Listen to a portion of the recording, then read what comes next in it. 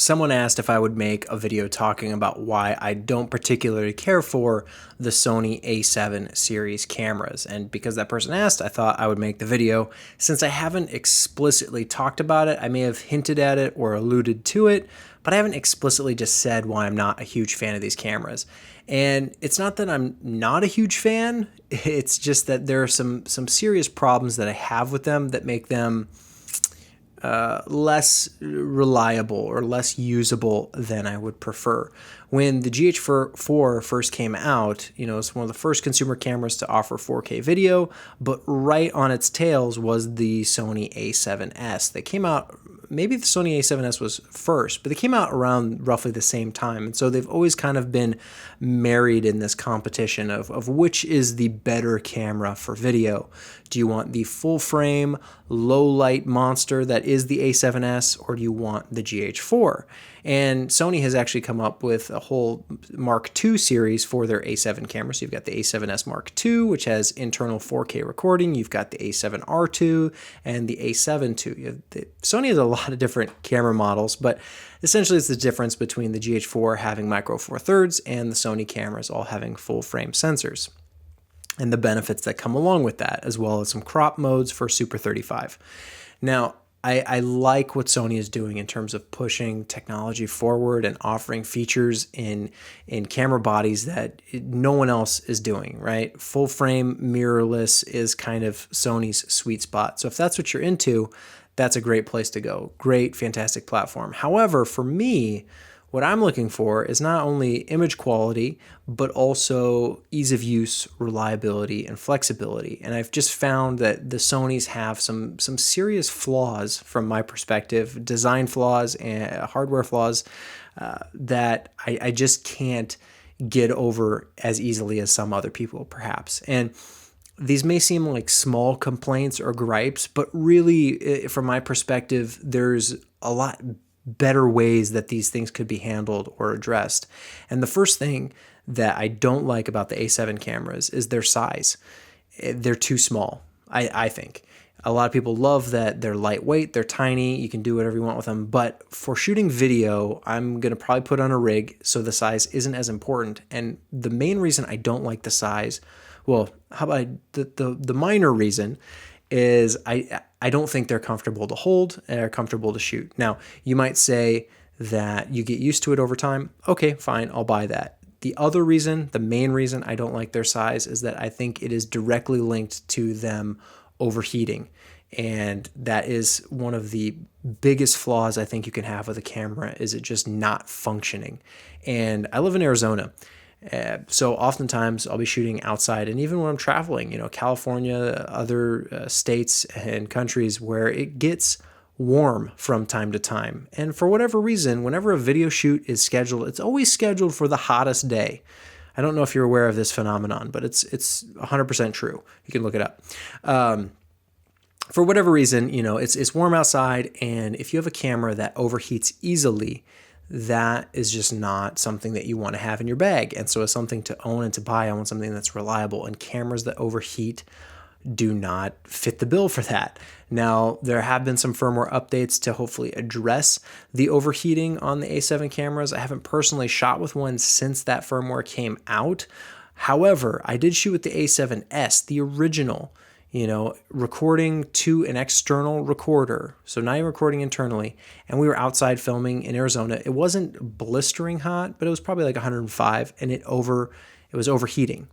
And on that, in a situation like that, there's nothing that you can do. You feel kind of ridiculous fanning off the camera, making apologies for your technical gear. And so when you look at something like the GH4, which has never overheated on me, not once, not ever, filming outside 110, 115 degrees, doing time lapses all day outside, not once has it ever overheated, and not once has it ever corrupted a card or even seemed to be overheating. It doesn't even break a sweat. And maybe that comes down to the sensor being smaller, and it's a lot easier for that to be read and written to a card. I don't know. I'm not a technical scientist, but I know that the Sony cameras, a main problem is the overheating, and I think that's directly related to their size. If they made them a little bit bigger, gave them a little bit more room to breathe, I think that would be better. And going along with that, the batteries on those things are insanely tiny. I don't want a battery that lasts less than an hour when I'm recording. Going back to the GH4, as I said, these cameras are married together in their competition. GH4 battery lasts 2-3 hours, like at least. It's never an issue, never a problem to have a battery in the GH4. It feels like it lasts the amount of time a battery of that size should last. And the Sony, I could say the same thing. That battery seems too small. And I know they want to make the cameras compact, but I just don't like that. And yes, there are workarounds. You can get USB bricks, batteries that you can plug in the camera, but I don't like having a camera that I got to strap all the stuff onto to make it work. I'm totally fine if you want to rig a camera out and put a matte box on it, put rails on it, put a shoulder rig on it in certain situations, but I don't want the basic functions of a camera to require those things. So when I look at the GH4 and I can just pull it out of my bag with a full battery, I know I can shoot for quite a while before I'm going to have to switch that battery. Not so on the A7 cameras from Sony. Another gripe I have with the Sony cameras, especially for video, is their LCD screens are designed poorly, in my opinion.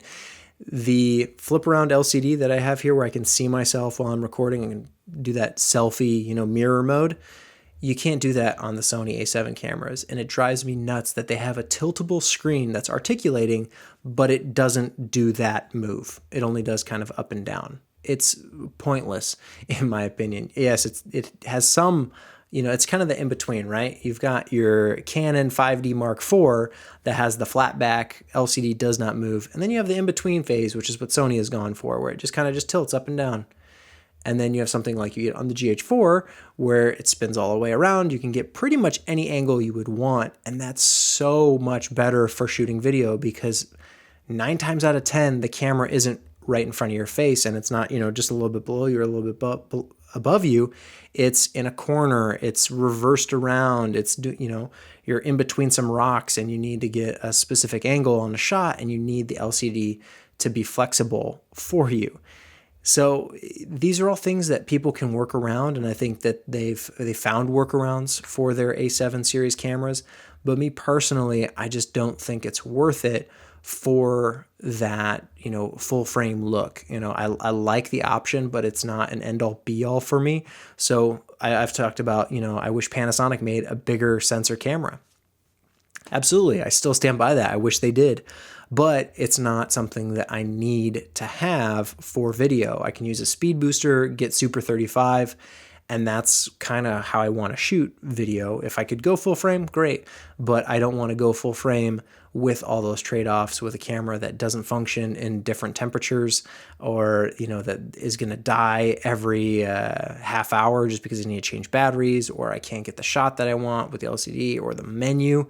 The menu is so convoluted and there just aren't the same features on the A7 series cameras that you get on cameras like the GH4, like being able to set shutter speed, for example. Like there are just so many video specific features tailored for the GH4 and other cameras like it now that I think Sony has taken the approach of they want to put all these great features in the tiniest camera possible.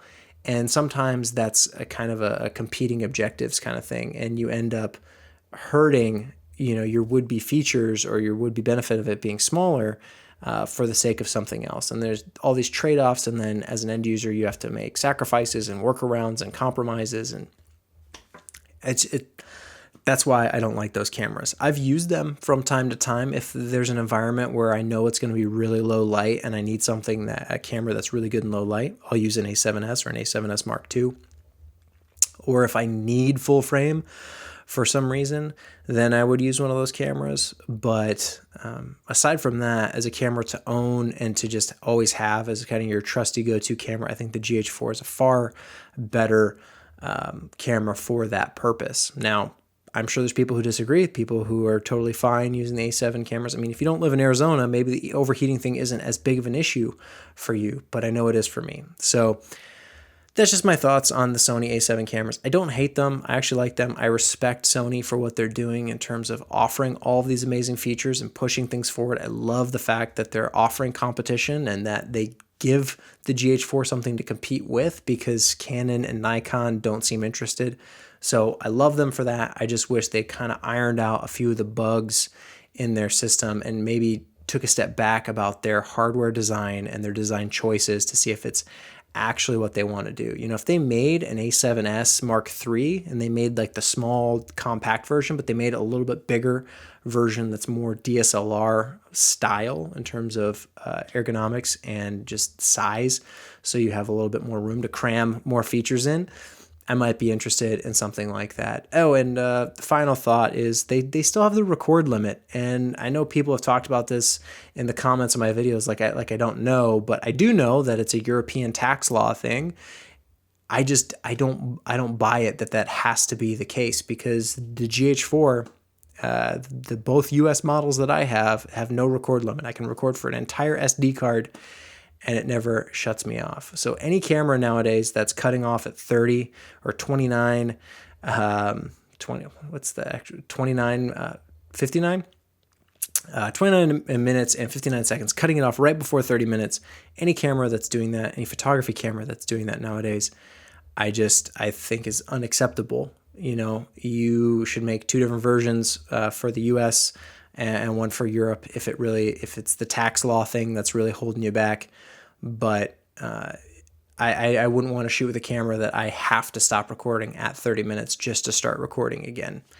It's not a benefit in any way, and just because European tax law says it has to be so, doesn't mean I have to buy it. So if you want to sell a camera that's a photo camera with video features, probably should have that little restriction removed. Thank you.